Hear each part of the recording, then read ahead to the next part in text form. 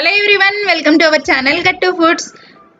Today recipe వచ్చేసి సకినాలు. ఈ సకినాలు చుట్టడం రాని వాళ్ళు కూడా సింపుల్గా ఈజీగా మీరు ప్రిపేర్ చేసేసుకోవచ్చు. ఇది ఎలా ప్రిపేర్ చేసుకోవాలో నేను ఇక్కడ వీడియోలో చూపిస్తాను. ఇప్పుడు ప్రాసెస్ స్టార్ట్ చేసేద్దాం. దీనికోసం రైస్ ముందుగా 10 అవర్స్ పాటు ఒకసారి వాష్ చేసుకొని నానబెట్టుకోవాలి. ఇక్కడ నేను ½ kg దాకా రైస్ తీసుకున్నాను. దీనికోసం మీరు కంట్రోల్ బియ్యం లేదా మనం నార్మల్గా రెగ్యులర్గా ఇంట్లో యూజ్ చేసే బియ్యం యూజ్ చేయొచ్చు. స్టీమ్డ్ రైస్ మాత్రం యూజ్ చేయొద్దు. సో ఇలాగా 10 అవర్స్ నానిన తర్వాత మనం ఇలా ఒక క్లాత్ తీసుకొని దాంట్లోకి మొత్తము స్ట్రెయిన్ చేసేసుకోవాలి. బియ్యాన్ని స్ట్రెయిన్ చేసేసుకున్న తర్వాత ఇలాగ ఒక 15 మినిట్స్ ఒక క్లాత్ పైన పోసి ఆరబెట్టుకోవాలి. మనకు చేత్తో ముట్టుకుంటే తడి తగలకుండా ఉంటే సరిపోతుంది. సో అప్పటి వరకు మనం దీన్ని కొద్దిగా ఆరబెట్టుకోవాలి.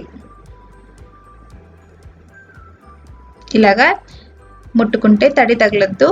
సో ఇలాగా కొద్దిగా ఆరిన తర్వాత వీటిని ఒక మిక్సీ జార్లోకి కొద్దిగా తీసుకొని నేను పౌడర్ చేసుకుంటున్నాను. ఇక్కడ నేను చేసే క్వాంటిటీ ½ kg మాత్రమే కాబట్టి నేను ఇక్కడ ఇలా మిక్సీలోకి తీసుకొని పొడి చేసుకుంటున్నాను. మీరు ఎక్కువ క్వాంటిటీ చేసుకోవాలనుకుంటే పిండి మిల్లులో కానీ మీరు పట్టించుకోవచ్చు. సో ఇలాగా మిక్సీ చేసుకున్న తర్వాత పిండి మొత్తాన్ని ఇలాగా ఒకసారి జల్లెడ పట్టుకొని తీసుకోవాలి. ఆ తర్వాత దీంట్లోకి 3 టీ స్పూన్స్ దాకా నువ్వులని యాడ్ చేసుకోవాలి. అలాగే వాముని కూడా ½ టీ స్పూన్ దాకా యాడ్ చేసుకోవాలి.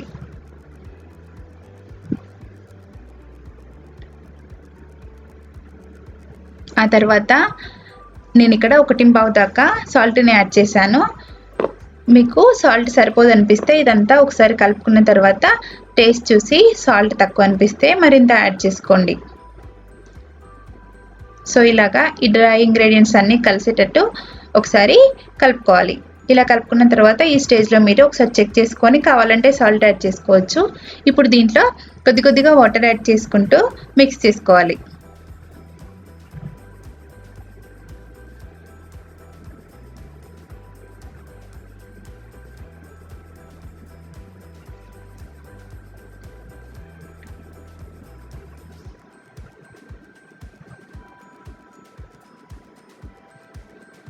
ఇలాగా వాటర్ యాడ్ చేసుకుంటూ పిండి అనేది ఇలాగా ఈ కన్సిస్టెన్సీ వచ్చేంత వరకు మనము కలుపుకోవాలి.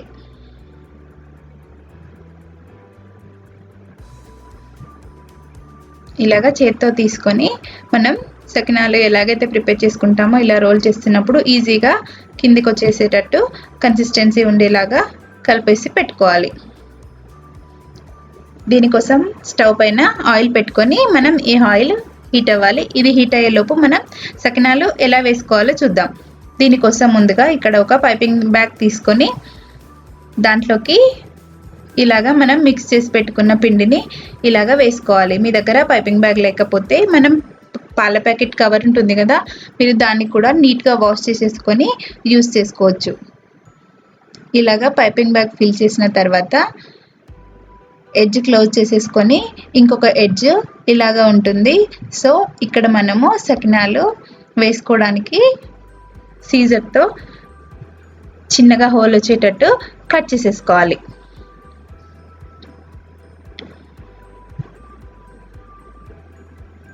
ఇలా కట్ చేసుకున్న తర్వాత ఇప్పుడు సకినాలు ఎలా వేయాలో సో ఇలాగా రౌండ్గా తిప్పుకుంటూ మనం స్లోగా సకినాల షేప్ వచ్చేటట్టు వేసేసుకోవాలి.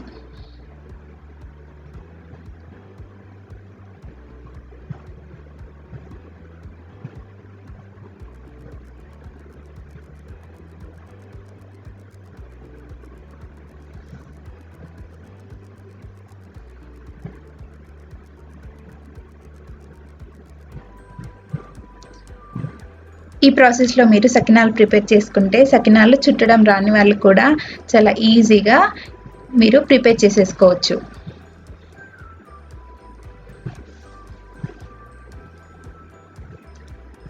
టైం కూడా చాలా తక్కువే పడుతుంది.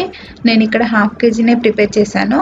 సో మీరు ఎక్కువ క్వాంటిటీ చేసుకోవాలనుకుంటే మిల్లులో పట్టించుకొచ్చుకొని చేసుకోవచ్చు. పిండి కూడా చాలా సాఫ్ట్గా ఉండాలి. అలాగే మనం పట్టించిన పిండిని కూడా ఖచ్చితంగా మీరు జల్లెడ పట్టుకొని తీసుకోవాలి. ఇక్కడ చూస్తే మనం పైపింగ్ బ్యాగ్తో చేసినా కూడా సరిగ్గా మనం చేత్తో వేస్తే ఎలా అయితే వస్తాయో అలాగే వచ్చాయి. ఇలాగే ఏమన్నా గ్యాప్స్ వస్తే మీరు చేత్తో ఇలా దగ్గర కనుక్కొని సెట్ చేసేసుకోవచ్చు. ఇదే రకంగా మనం అన్ని సకినాలని రెడీ చేసేసుకోవాలి.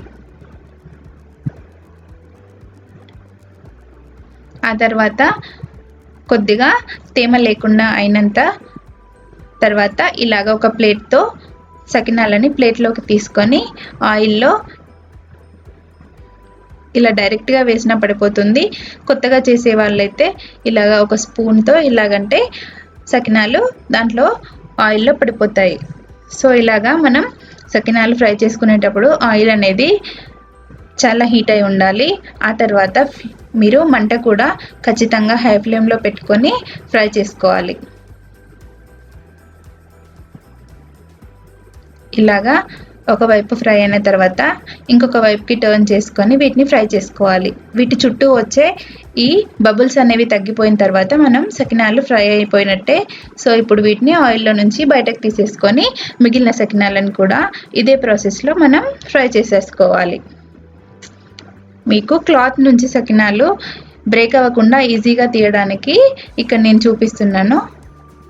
మనము ఏ సైడ్ నుంచి అయితే ప్లేట్ పెడతామో ఆ సైడు కొద్దిగా ఇలాగా క్లాత్ని లాగి పట్టుకోవాలి. ఆ తర్వాత ప్లేట్ని మెల్లగా పెట్టేసి ఇలా లేపితే మనకు వచ్చేస్తుంది.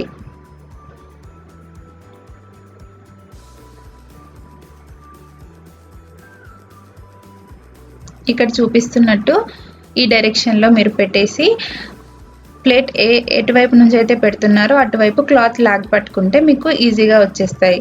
సో ఇదే రకంగా అన్ని సకినాలని ఫ్రై చేసేసుకోవాలి.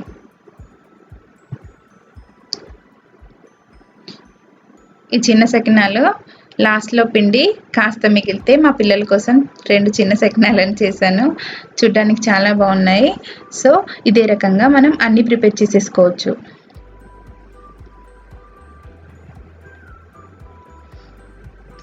చాలామందికి సకినాలు చుట్టడం చాలా కష్టంగా అనిపిస్తుంది. కానీ సకినాలు చేసుకోవాలంటే పెద్ద పని. ఈ ప్రాసెస్లో మీరు సకినాలని చాలా ఈజీగా సకినాలు చుట్టడం రాని వాళ్ళు కూడా ప్రిపేర్ చేసేసుకోవచ్చు.